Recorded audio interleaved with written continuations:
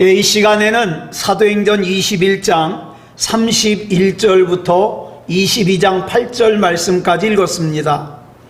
오늘은 사도행전 142번째 시간으로 부제목은 더 크신 하나님의 계획입니다.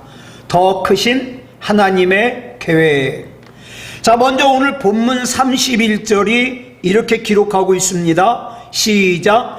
그들이 그를 죽이려 할 때에 온 예루살렘이 요란하다는 소문이 군대의 천부장에게 들리매. 자, 유대인들이 바울을 마치 짐승을 끌고 가듯이 질질 성전 밖으로 끌고 나갔어요.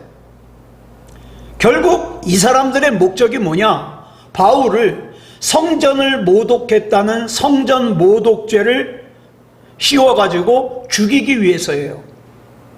자, 에베소에서 온 유대인들의 거짓 모함에 그 말을 진짜로 알아듣고 선동을 당한 유대인들이 이제 바울을 죽이려고 그 성전에서 바울을 끌고 나왔거든요. 자, 그러면 한번 생각해 보자고요. 바울을 죽이려고 성전에서 질질 끌고 나오는 유대인들이 조용히 끌고 나왔겠습니까? 아니죠. 사람을 죽이려고 분노한 군중이라면 제정신일 리가 없어요. 막 소리를 질렀을 겁니다. 저마다. 그들이 바울을 죽이려고 얼마나 소리를 질렀겠어요. 자, 그러다 보니까 온 예루살렘이 들썩들썩한 거예요. 그래서 온 예루살렘이 요란하다는 보고가 로마 군대의 천부장의 귀에까지 들어갔습니다. 천부장은요, 밑에 부하장수가 1000명이 있는 장교예요. 굉장히 높죠, 직급이. 자, 그런데 여기서 우리말 요란하다로 번역된 헬라어가 쉰케오라는 단어인데, 이건 무슨 뜻이냐면 마치 홍수가 났을 때 막 물이 범람해가지고 몰려오는 광경이에요. 그게 쉰케오예요. 자, 바울을 죽이려고 하는 유대인들의 소동이 그 정도로 컸어요. 자, 그러니까 이 예루살렘의 치안을 책임지고 있는 천부장이 그 사실을 보고받았거든요. 얼마나 중요한 문제입니까? 자, 근데 이 사람의 이름이 사도행전 23장 26절에 나와요. 이 사람 이름이 뭐냐? 글라우디오 루시아라는 사람입니다. 자, 본문 32절 보겠습니다. 시작. 그가 급히 군인들과 백부장들을 거느리고 달려내려가니 그들이 천부장과 군인들을 보고 바울 치기를 그치는지라. 당시 예루살렘의 로마군 수비대가 어디 있었냐면 예루살렘 성전 북서쪽에 있었어요. 그래가지고 이 북서쪽에 있는 이 로마군 요새 이름이 뭐냐? 안토니아 요새인데, 여기서 보면은 예루살렘 성전이 훤히 내려다 보여요. 게다가 이 요새의 중간 계단으로 내려가면 성전 바깥들과 연결이 돼 있어요. 그러니까 금방 갈 수 있는 거예요. 자, 지금 예루살렘이 요란하다, 소란이 일어났다. 그러니까 그 바로 위에 있던 안토니아 요새에 있던 군인들이 지체 없이 출동하는 거죠. 자, 이 천부장 루시아가 예루살렘에 소동이 일어났다는 보고를 받자마자 휘하의 군인들을 거느리고 급하게 그 안토니아의 요새의 중앙계단을 통해서 성전 바깥으로 왔습니다. 자, 이 천부장이 도착했을 때, 자, 성전에서 예루살렘 성전 안에서 마치 짐승을 끌고 나오듯이 질질 끌고 나와서 막 죽이려고 때리는, 여러분, 여기서 이 바울을 때린다는 이 단어는요, 그냥 손으로 이렇게 몇 대 줘박는 게 아니에요. 여러 가지 몽둥이 같은 도구도 사용해가지고 막 때리는 거예요. 자, 그렇게 때리다가 멈췄습니다. 자, 일단 천부장과 군인들이 출동하니까 바울을 때리는 걸 멈췄어요. 자, 본문 33절 보겠습니다. 시작. 이에 천부장이 가까이 가서 바울을 잡아 두 쇠사슬로 결박하라 명하고 그가 누구이며 그가 무슨 일 하였느냐 물으니. 자, 여기 보니까 좀 이해가 안 가는 내용이 나오죠. 자, 누군가가 누군가를 때리고 있는 현장에 갔어요. 그러면 누구를 잡아야 돼요? 때리는 사람을 잡아야 되잖아요. 근데 이 천부장이 가서 어떻게 했습니까? 유대인들에게 맞아 죽으려고 하는, 지금 거의 맞아 죽게 생긴 바울을 갖다가 결박합니다. 쇠사슬로. 참 이해가 안 가는 내용이죠. 그런데 본문 38절을 보니까 이해할 수 있는 내용이 나와요. 이 본문 38절을 보니까 이 천부장이 바울을 갖다가 오인한 거예요. 누구로 알았냐면 이전에 예루살렘에서 폭동을 일으켰던 사람이 있어요. 애굽인. 자, 이 사람이 폭동을 일으켰다가 진압이 되는 바람에 자기를 따르는 4,000명의 용사들을, 싸우는 사람들을 거느리고 광야로 도망갔어요. 자, 그런데 자 보세요. 천부장이 와가지고 유대인들이 누군가를 몰매를 때리니까 딱 생각하기에 저 애굽으로 도망갔던, 광야로 도망갔던 애굽인이구나, 이렇게 생각을 한 거예요. 그래서 일단 결박한 겁니다. 그렇게 결박하고 나서 도대체 왜 때리는지 사실을 확인하기 위해서 유대인들에게 도대체 이 사람이 누구길래 그렇게 때리냐, 이 사람이 무슨 잘못을 저질렀냐 그랬더니 본문 34절 보겠습니다. 시작. 무리 가운데서 어떤 이는 이런 말로 어떤 이는 저런 말로 소리치거늘 천부장이 소동으로 말미암아 진상을 알 수 없어 그를 영내로 데려가라 명하니라. 자, 천부장이 물어봤더니 막 이 사람도 대답하고 저 사람도 대답하는데 막 소리를 지르니까 누구 한 사람 소리를 들을 수가 없는 거예요. 그래서 부하에게 그 쇠사슬로 결박한 그 사람을 저 요새 안으로 데리고 가라고 명령한 거예요. 왜냐하면 그 요새 안으로 가서 조용하게 이 사람이 누군지 신문을 하려고. 자, 35절 보겠습니다. 시작. 바울이 청대에 이를 때에 무리의 폭행으로 말미암아 군사들에게 들려가니. 자, 천부장의 명령을 들은, 어떤 명령이죠? 요새로 데려가라는 명령을 듣고 쇠사슬에 결박당한 바울을 안토니아 요새로 데리고 가려고 그러는데 분노한 유대인들이 그 요새로 가려고 하는 바울을 갖다가 또 때렸어요. 얼마나 심하게 때렸는지 바울이 쓰러져 가지고 자기 힘으로 못 일어날 정도로 세게 맞았어요. 왜냐하면 이 천부장이 도착했을 때 유대인들이 바울을 때리는 걸 멈춘 것은 바울을 그만 때리려고 그러는 게 아니라 천부장이 출동했으니까 예의를 갖추는 거예요. 예의. 지금 이 사람들은요, 이 유대인들은 이방인을 예루살렘 성전 안으로 끌어들여서 성전을 더럽혔다는 그 에베소에서 온 유대인들의 모함을 갖다가 사실로 알아듣고 이 예루살렘 성전을 모독한 저 바울이라는 사람을 살려둘 수 없다는 거예요. 그런데 지금 천부장이 우리가 지금 죽이려고 하는 저 사람을 갖다가 격리시키더니 안토니아 요새로 데리고 가려고 그러는 거예요. 그래가지고 층계 아래에서 두 쇠사슬에 결박돼서 꼼짝 못한 상태로 요새로 끌려가려고 하는 바울을 갖다가 폭행을 한 거죠. 이 폭행이 얼마나 심했는지 쇠사슬에 결박한 상태로 쓰러진 바울이 자기 힘으로 일어나질 못해요. 그래가지고 군인들이 달려들어서 유대인들을 갖다가, 달려드는 유대인들을 제지시키고 바울을 층계 위로 올렸습니다. 왜 그랬냐면 본문 36절 보겠습니다. 시작. 이는 백성의 무리가 그를 없이하자고 외치며 따라가미로라. 자, 지난 시간에 말씀드린 것처럼 유대인만 들어갈 수 있도록 허락된 성전 안에 이방인을 끌어들여 가지고 이 성전을 갖다가 모독한 저 사람을 우리가 죽여야 된다. 저 사람을 갖다가 처형하는 권한은 우리 유대인들에게 있다는 거예요. 그래가지고 어떻게 해요? 그 성전을 모독한 사람을 죽이고 말고는 지금 식민 통치를 하고 있는 로마 사람들이 관여를 할 수가 없어요. 유대인들이 죽이면 죽는 거예요. 그래서 유대인들은 성전을 모독했다고 생각되는 바울을 죽이기 위해서 그를 내놓으라는 거예요. 끌고 가지 말고 우리한테 내놓으라는 거예요. 계속 천부장을 쫓아가면서 소리를 질렀어요.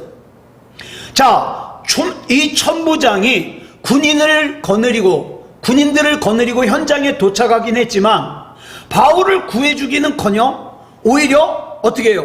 폭행당해서 지금 많이 다친 이 바울을 갖다가 어떻게 해요? 중죄인처럼 쇠사슬로 꽁꽁 묶어가지고 결박을 했습니다. 이렇게 두 쇠사슬에 결박당한 채 안토니아 요새로 끌려가던 바울은 유대인들의 또 한 번의 폭행으로 쓰러졌고 자기 힘으로 일어날 수 없었던 이 바울을 군인들이 들어서 층계를 올리면서 지금 바울의 귀에는 어떤 소리가 들리느냐? 자기를 갖다가 죽이라고 외치는 유대인들의 소리가 지금 크게 들려요. 자, 한번 생각해 보세요. 이 상황을. 저는 이 상황을 생각하면요, 참 가슴이 아파요. 보세요. 하나님을 위해서 전 생애를 바쳤어요. 그 바울이 인생 말년이 되도록 이토록 억울하고도 비참하게 막을 내린다면, 그동안에도 복음을 전하느라고 어떻게 해요? 풍토병에 시달렸어요. 도망 다녔어요. 돌에 맞아서 죽을 뻔했어요. 굶기를 밥 먹듯이 했어요. 추웠어요. 그렇게 고생을 했는데 지금 말년에 와서까지 어떻게 해요? 지금 이렇게 자기 동족인 유대인들의 손에 맞아 죽는다면 과연 이 바울이 믿었던 하나님은 뭐냐 이 말이에요. 전능한 하나님이라면서요. 정의의 공의로운 하나님이라면서요. 그런데 그동안 그렇게 복음을 전하느라고 고생했던 바울을 이렇게 유대인들에게 맞아 죽도록 가만 놔둔다면 이것처럼 무능한 하나님이 어디 있어요? 이것처럼 무능력한 하나님이 어디 있어요? 그런데 여기에는 아직 미처 알지 못하는 하나님의 더 크고 놀라운 계획이 담겨져 있어요. 그게 뭐냐? 이 바울의 궁극적인 목표는 로마 제국의 수도인 로마로 찾아가서 자기의 마지막 생을 던져서 그 제국의 심장인 수도인 로마에다가 복음을 전하는 거였어요. 그런데 만약 이때 예루살렘에서 이 본문의 사건이 일어나지 않아서 이 바울이 얻어맞지도 않았고 그 다음에 로마 군인들이 출동하지도 않았다면 바울이 계획한 대로 그 다음에 예루살렘에서 떠나서 어디로 가요? 로마로 가겠지요. 그런데 여러분 지금 여기는 아직 안 나오지만 이 유대인들 가운데 바울을 죽이기 전에는 먹지도 않고 마시지도 않겠다고 서원한 40명의 유대인 결사대가 있었어요. 자, 그러면 이 바울이 여기서 이런 일을 겪지 않고 그냥 내가 로마로 갈 거야 그러고 갔다면 아마 예루살렘을 떠나기도 전에 이 40명에게 암살당하고 말았을 거예요.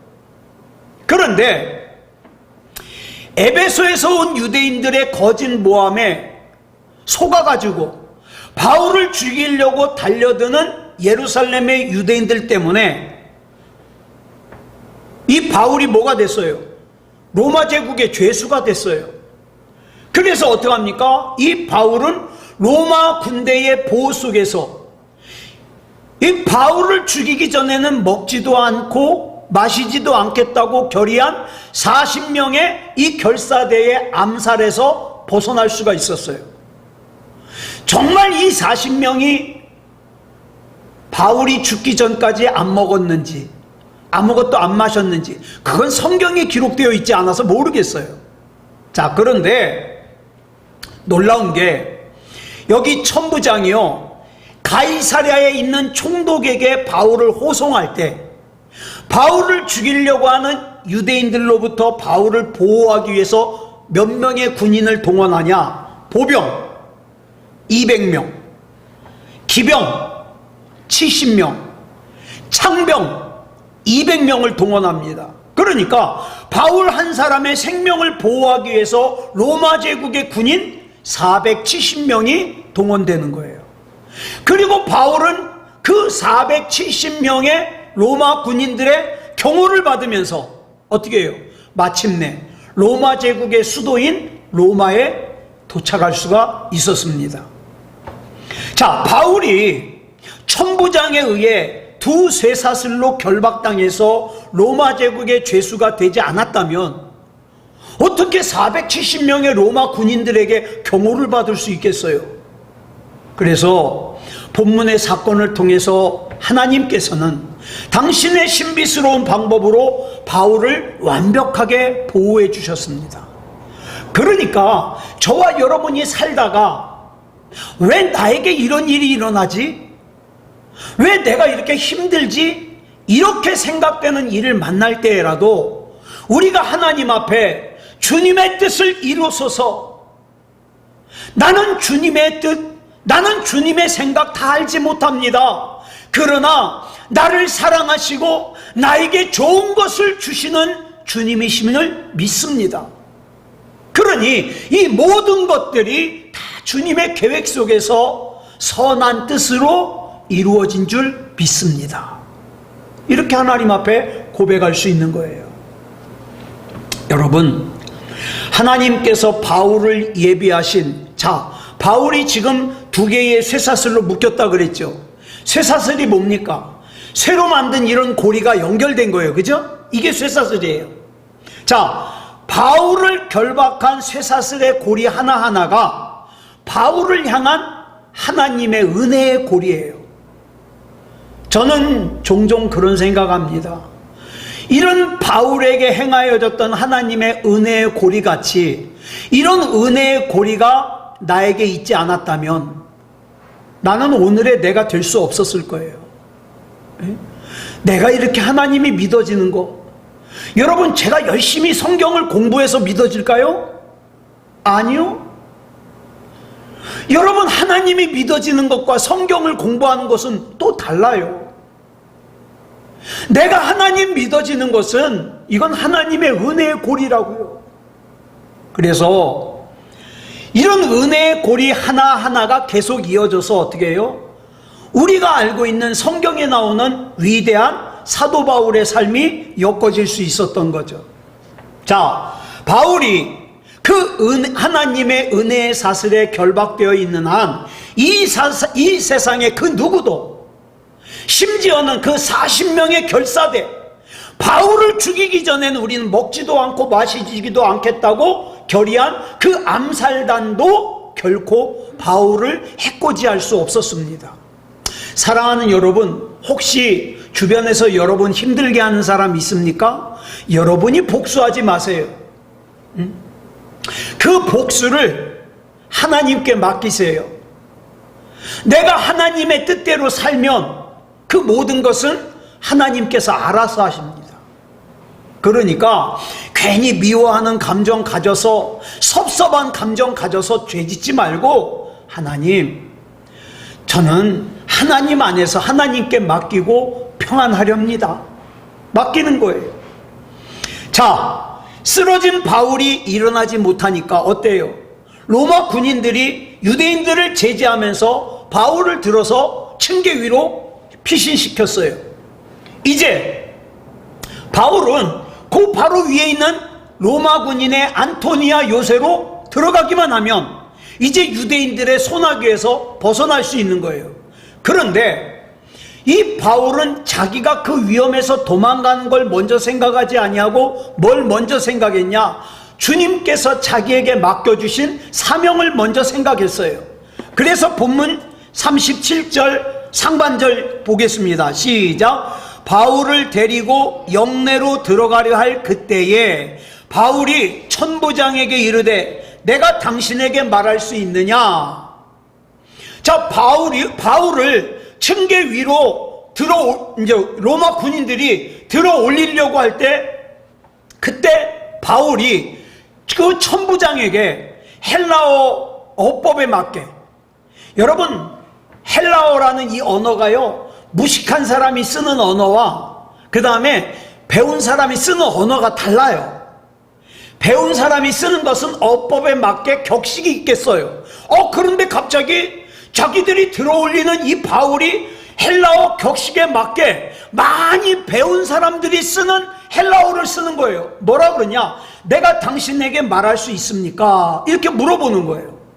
그래 이 바울의 말에 천부장이 깜짝 놀랐어요. 그래가지고 바울에게 두 가지 질문을 합니다. 자, 37절 하반절부터 38절까지 보겠습니다. 시작. 이르되 내가 헬라 말을 아느냐? 그러면 네가 이전에 소요를 일으켜 자객 4,000명을 거느리고 광야로 가던 애굽인이 아니냐?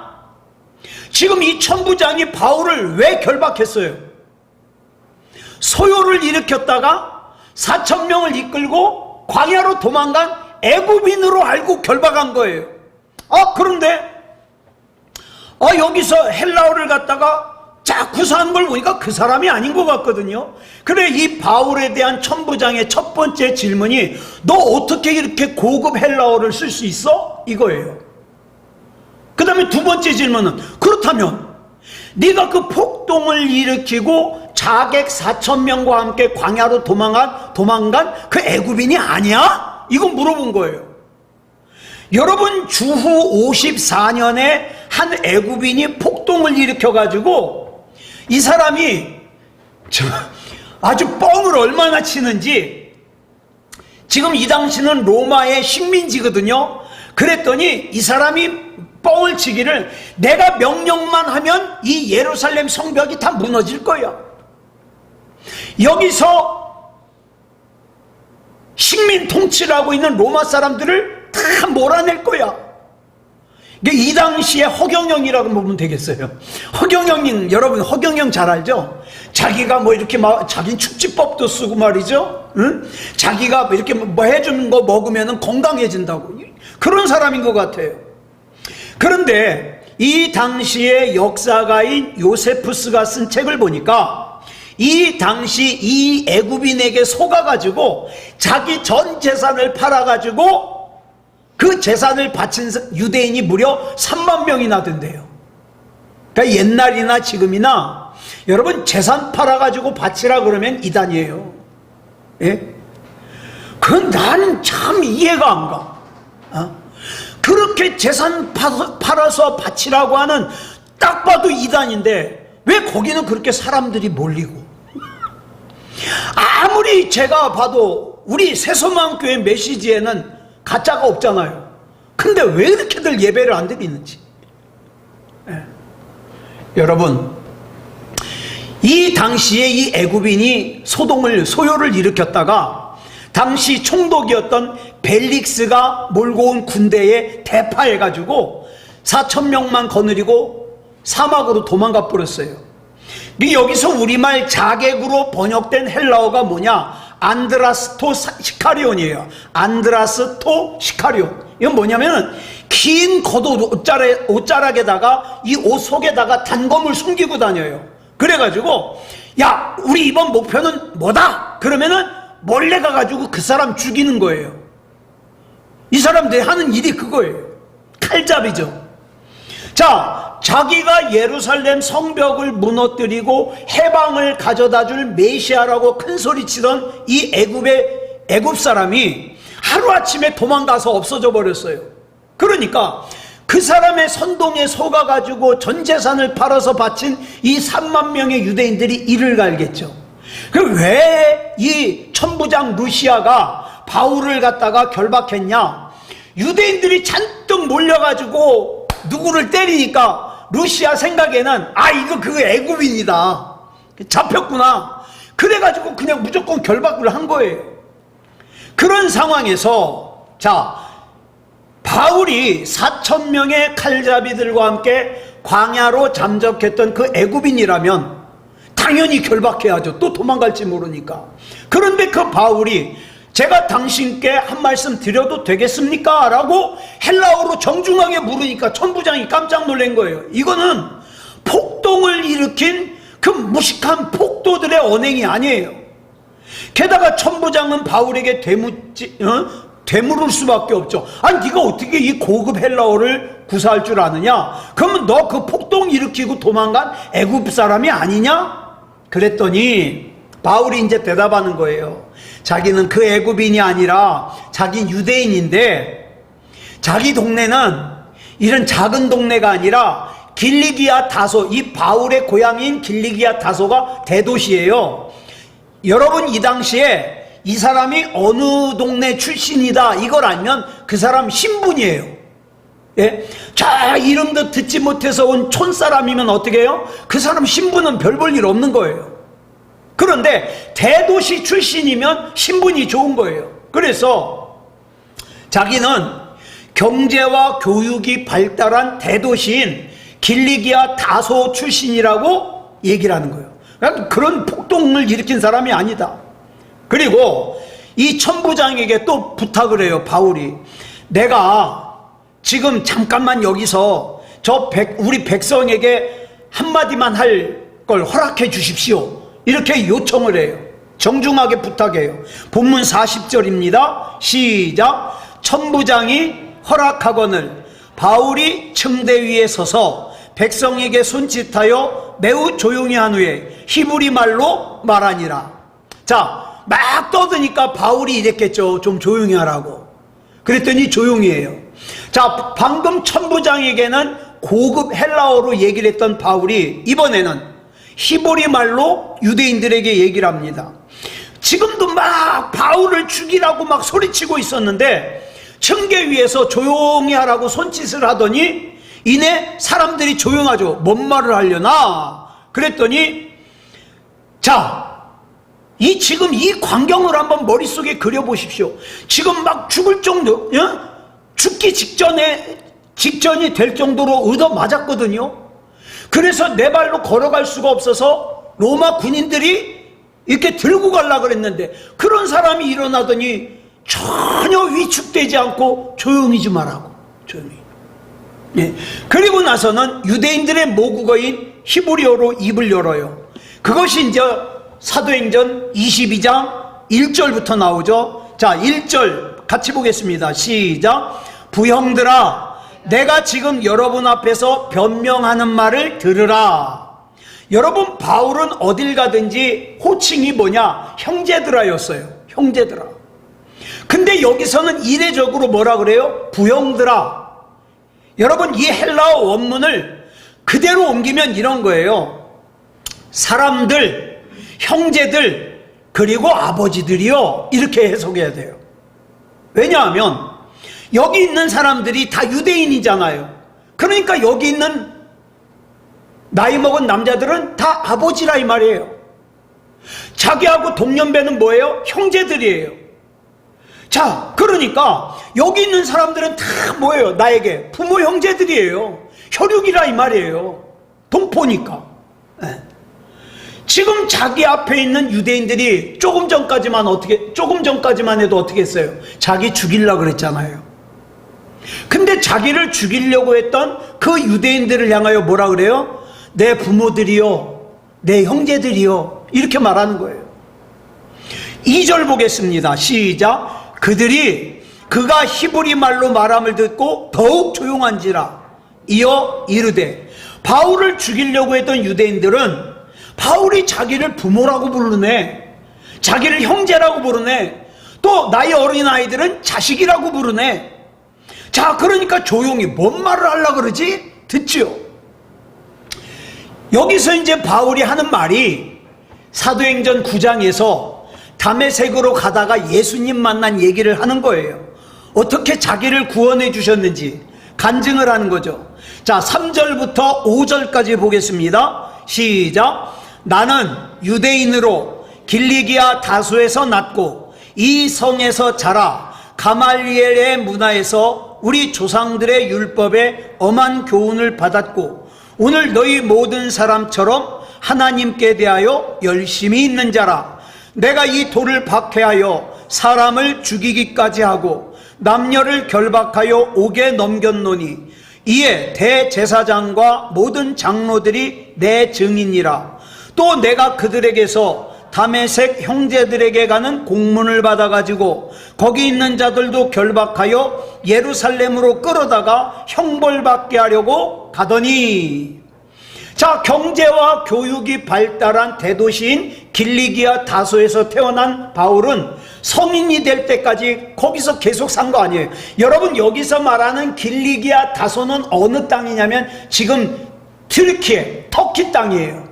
근데 거기에서 어렸을 때 예루살렘으로 유학을 왔어요. 그래서 예루살렘에서 자란 거예요.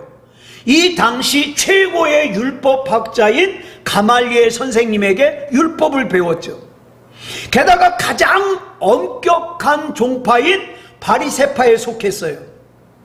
그런데 바울이 어떻게 해요? 예수 믿는 사람들을 갖다가 가만히 보니까 배교자들이거든요. 그래가지고 예수 믿는 사람들을 찾아다니면서 색출하고 체포하고 연행하고 감옥에 가두고 심지어는 죽이기까지 했어요. 네? 그러니 이 바울이 얼마나 교회를 짓밟는데 열심히 있었냐고요. 그런데 이걸 갖다가 바울만 아는 일이 아니라 그 예루살렘에 있는 대제사장 또 산헤드린 의회의 장로들이 다 알아요. 왜? 그 사람들이 시킨 거거든. 다 알아요. 여러분, 유대 사회에서는 증인이 두 사람만 있으면 그 사람 말 믿어야 돼요. 근데 두 사람 정도가 아니라 여러분, 산헤드린 의회 장로가 72명이에요. 이 사람들이 다 알아요. 우리나라로 말하면 국회의원이죠. 게다가 대제사장들이 다 알아요. 이건 뭐 증인이 필요 없어요. 더 두말할 필요가 없어요. 심지어 대제사장과 산헤드린 의회의 장로들이 공문까지 써줬어요. 야, 그 당신 사울이죠. 사울, 이 공문 가지고 가서 다메섹에 가서 예수 믿는 사람들 붙잡아와. 그래가지고 그 공문을 가지고 예수 믿는 사람들 체포하려고 예루살렘에서 213km나 떨어져 있는, 얼마나 힘들까요? 거기 걸어가려면. 근데 너무너무 열심히 있어가지고 힘든 줄 모르고 갔어요. 뭐 하려고? 예수 믿는 사람들 붙잡으려고 다메섹에 갔어요. 그런데 자, 본문 6절부터 8절까지 보겠습니다. 시작. 가는 중 다메섹에 가까이 갔을 때에 오정쯤 되어 호련히 하늘로부터 큰 빛이 나를 둘러 비치매 내가 땅에 엎드러져 들으니 소리 있어 이르되 사울아 사울아 네가 왜 나를 박해하느냐 하시거늘 내가 대답하되 주님 누구시니까 하니 이르시되 나는 내가 박해하는 나사렛 예수라 하시더라. 바울이 일행과 함께 다메섹 가까이에 이르렀을 때요, 그때의 시각이 오정쯤이라고 그랬죠. 오정은 뭐냐면 정오예요. 난 12시, 태양이 가장 밝을 때. 여러분, 근데 보세요. 이 중동 지역에 태양이 가장 밝은 시간이면 얼마나 밝겠어요. 눈이 아플 정도겠죠. 근데 그 태양빛보다 더 큰 빛으로 예수님이 나타나셨어요. 네. 자, 바울은 주님의 빛을 큰 빛이라고 표현하고 있어요. 그와 동시에 바닥에 꼬꾸라졌는데 그 꼬꾸라진 바울의 귀에 뭐라 그래요? 사울아 사울아 네가 왜 나를 박해하느냐. 사울은 바울의 옛날 이름이죠. 여러분, 유대인들은요 다른 사람에게 친근감을 표현하기 위해서 부를 때 이름을 2번 불러요. 2번 부른다는 건 친근감이에요. 지금 사울아 사울아 불렀다는 건요 친근하게 부르는 거예요. 자, 땅바닥에 꼬꾸라진 채 반사적으로 주님 누구십니까? 그랬더니 나는 네가 박해하는 예수다. 나사렛 예수다. 여러분, 여기서 우리말 박해하다로 번역된 헬라어 동사 디오코는요 무슨 뜻이냐? 괴롭히다, 고통을 주다, 배척하다, 이런 뜻이에요. 네가 나 괴롭혔다, 네가 나에게 고통을 줬다, 네가 나를 배척했다. 근데 바울은 이 땅에 있을 때 예수님 한 번도 본 적 없거든요. 그래가지고 어떻게 해요? 나중에 바울이 평생 동안 예수님을 한 번도 본 적이 없어서, 여러분, 사도라는 이 직분의 자격에는 예수님 살아생전에 이 땅에 계실 때 같이 동행해야 사도의 자격이 있어요. 근데 바울은 예수님을 본 적이 없거든요. 근데 자기를 사도래요. 그래가지고 비판론자들이 바울은 사도 아니다 이렇게 비판한 거예요. 그런데 바울은 사도가 맞대요. 왜? 다메섹으로 가던 길에 예수님 만났잖아요. 자, 예수님 살아생전에 예수님을 한 번도 본 적이 없으니 그 예수님을 바울이 박해를 할 수 있어요, 없어요? 없죠. 그런데 바울에게 큰 빛으로 임하신 예수님께서는 바울이 수단과 방법을 가리지 않고 박해했던 그 그리스도인과 예수님 자신을 동일시하는 거예요. 예수 믿는 사람을 박해한 것이 나를 박해한 거다. 예수 믿는 사람을 배척한 것이 나를 배척한 거다. 예수 믿는 사람을 괴롭힌 것이 나를 괴롭힌 거다. 이런 뜻이거든요. 여러분, 예수님이 이 땅에 계실 때 제자들에게 전도 훈련을 시키면서 마태복음 10장 40절에서 이런 말씀을 하셔요. 시작. 너희를 영접하는 자는 나를 영접하는 것이요, 나를 영접하는 자는 나를 보내신 이를 영접하는 것이다. 이게 굉장히 중요해요. 여러분, 저는 이 말씀 때문에 자부심이 있어요. 이창원 목사를 영접하는 것은 이창원 목사를 보내신 예수님을 영접하는 것이요, 예수님을 영접하는 것은 예수님을 보내신 하나님을 영접하는 거다. 그러니까 목사한테 잘해야 돼요. 근데 목사만 그러냐? 제가 이창원 목사만 그렇다 그러면 이제 문제가 있는 거예요. 여러분도 마찬가지예요. 여러분도, 예?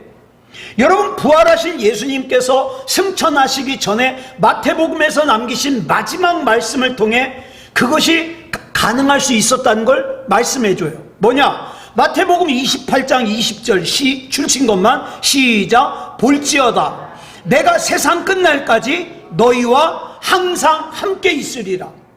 부활하신 예수님께서는 승천하셨지만 영으로 강림하시어 시간과 공간을 초월하여 제자들과 함께 계셨고 예수님을 구주로 영접한 저와 여러분과 함께 계셔요. 그러니까 여러분, 정말 예수님 믿으십니까? 예수님을 정말 구주로 영접하셨습니까? 그러면 저와 여러분 안에 임해 계신 예수님을, 저와 여러분을 영접하면 그 예수님을 영접하는 거예요. 저와 여러분을 배척하면 그 예수님을 배척하는 거예요. 그러니까 우리도 마찬가지예요. 우리가 예수 그리스도를 구주로 영접한 그리스도인이니까 그런 나를 미워하면, 잘 들으셔야 돼요. 이건 중요한 거니까. 그런 예수님을 구주로 영접한 나를 미워하면 내 안에 임해 계시는 예수님을 미워하는 것이다. 예수님이 임재하신 나를 무시하면 내 안에 임재하신 예수님을 무시하는 거다. 내 옆에 있는 다른 그리스도인도 마찬가지예요. 내가 그 그리스도인을 미워하잖아요. 그럼 나도 모르는 사이에 내가 누구를 미워하는 거예요? 예수님 미워하는 거예요. 예? 내가 누군가 무시하면 아유 보기 싫어, 무시하면 그 사람 안에 있는 예수님을 무시하는 거예요. 그래서 예수님이 뭐라 그랬어요? 너희들이 예배를 드리려고 준비하고 있다가 내가 누군가에게 원망 들을 만한 일이 있는 것이 생각나거든. 재물을 거기 가만 놔두고. 왜? 지금 나도 모르게 예수님을 박해하고 있거든요. 그러니까 빨리 가서 그 사람과 화해하고 와서 예배를 드려라 그랬거든요. 이게 그래요. 예? 저와 여러분 안에는 예수님이 계셔요. 사랑하는 여러분, 예수님 미워하지 맙시다. 예수님 무시하지 맙시다. 예. 그렇게 해서 우리 주님 안에서 온전한 그런 신앙생활하는 저와 여러분이기를 그리스도 예수님의 이름으로 축복합니다. 기도하겠습니다. 사랑의 아버지 하나님, 감사합니다. 하나님의 은혜 가운데 더 큰 계획을 가지고 계시는 우리 주님을 우리가 압니다. 근데 그 계획을 내가 이해를 못하니까 불안할 때도 있고 걱정할 때도 있고 염려할 때도 있습니다. 하나님, 우리 주 예수 그리스도 이름으로 그 염려, 걱정, 근심 다 몰아내게 하시고, 또 나도 모르는 사이에 예수님을 구주로 영접한 다른 그리스도인을 무시하거나 미워해서, 나도 모르는 사이에 예수님을 무시하거나 미워하지 않게 하시고, 또 내 안에 계시는 예수님으로 말미암아 우리가 담대하게 하시고, 또 근심 걱정 우리 주 예수 그리스도 이름으로 다 내버리게 하시고 예수 이름으로 승리하는 인생을 살게 하여 주시옵소서. 이 밤에 기도할 때에 우리 하나님께서 은혜 가운데 붙잡아 주시고, 하루빨리 우리 전병훈 집사님 은혜 가운데 회복되어 함께 예배드릴 수 있도록 은혜 베풀어 주시옵소서. 모든 것을 우리 주님 앞에 맡겨드리오며 그리스도 예수님의 이름으로 감사하며 기도드렸사옵나이다. 아멘.